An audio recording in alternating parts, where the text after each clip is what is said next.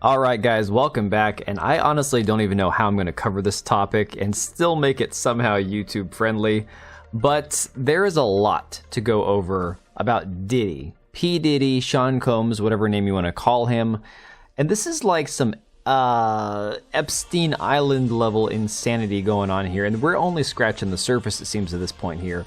But in case you didn't know, a few days ago, P. Diddy was arrested for a lot of various things, and we're again very Epstein-esque if you know what I'm talking about.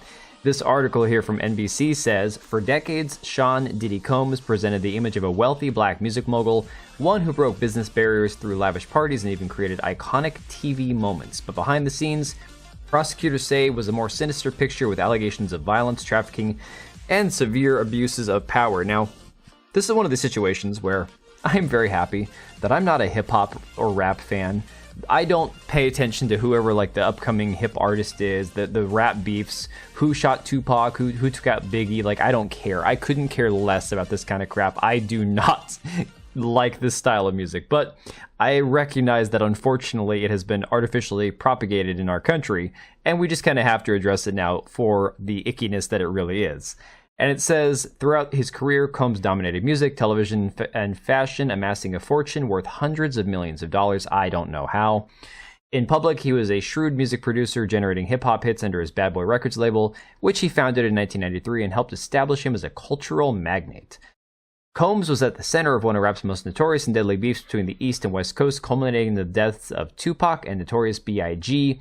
He capitalized on hip-hop's shift into mainstream culture at the dawn of a new millennium. His All About the Benjamins was parodied by Weird Al Yankovic. He famously dated Jennifer Lopez, which we'll get back into in a second, when he made a splash on the red carpet at the 2000 Grammy Awards in an iconic Versace gown. On the surface, Combs presented himself as the fun-loving producer who danced in music videos and the tough business mogul developing fresh talent. But in private, prosecutors alleged in an indictment unsealed Tuesday that Combs, now 54, and his associates wielded his power and prestige to orchestrate intimate, emotional, physical abuse against the people around him. While Combs' explosive temper was an open secret and rumors long swirled about his private life, his power and influence, experts say, has shielded him from accountability for years of alleged illegal activity. We're not just talking about, like, cheated on his taxes or, you know, any of that kind of stuff. We're talking the whole 9 yards. We're talking, like, again, forcing people to do things in intimate situations against their will, holding people captive, ending people's lives. We're talking, he did it all, allegedly. Combs was arrested Monday and charged with trafficking, racketeering, and transportation to engage in prostitution. It came after months of lawsuits and several allegations of that type of assault, gender violence, misconduct, and other serious illegal activity that took place over several years.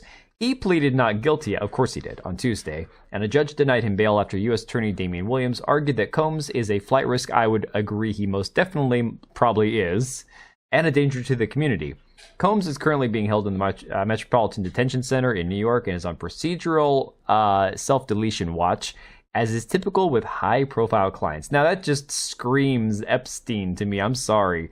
I mean, the man doesn't look remorseful for anything he's done. You see his face and it's like this guy doesn't have a shred of remorse or humanity left in him, and yet he's on watch. I'm sorry, I don't buy it for a second. And some of the details coming out have been absolutely insane, such as allegedly there was 1,000 bottles of lube at his mansion and hundreds of different types of intimate toys and devices. I mean, what the hell was actually going on there? I mean, I don't want to know, but my God. And of course, it just gets deeper and more disgusting as we go on when you start to connect him to all these other people.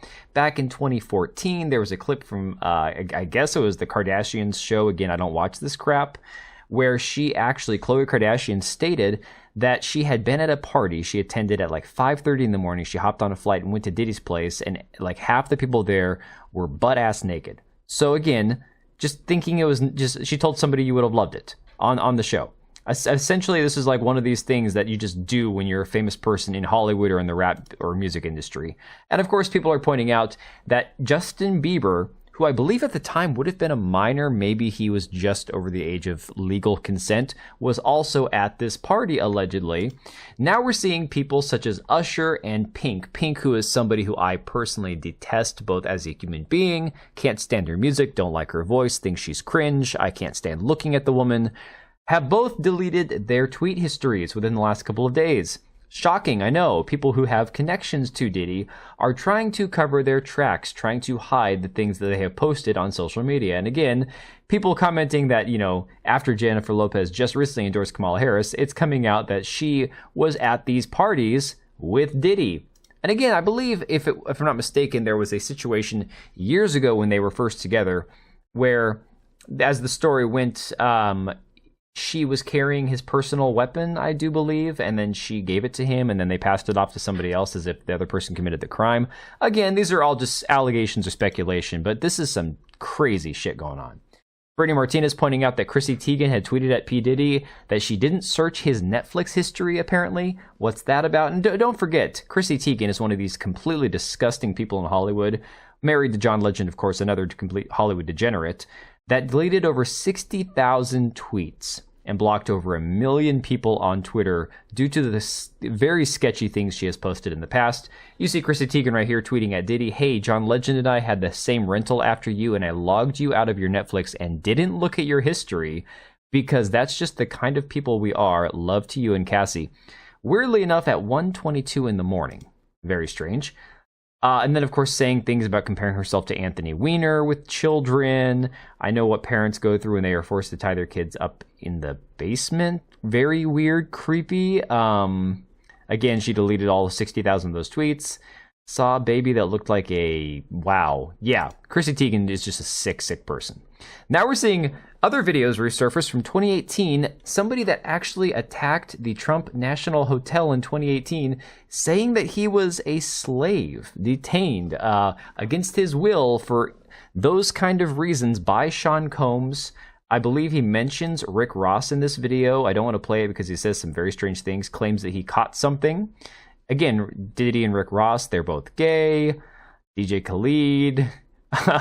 Again, just dropping names left and right. Now, here's a video I'll play for you. This is a very weird one. This was a video from March of this year, I believe outside of Diddy's mansion. And just check this out. This is allegedly one of his neighbors. Yeah, tell him stop bringing all the minors over here late at night. I don't know if you've heard that first part, but he's like, yo, tell him to stop bringing these minors over late at night. I live right next to him.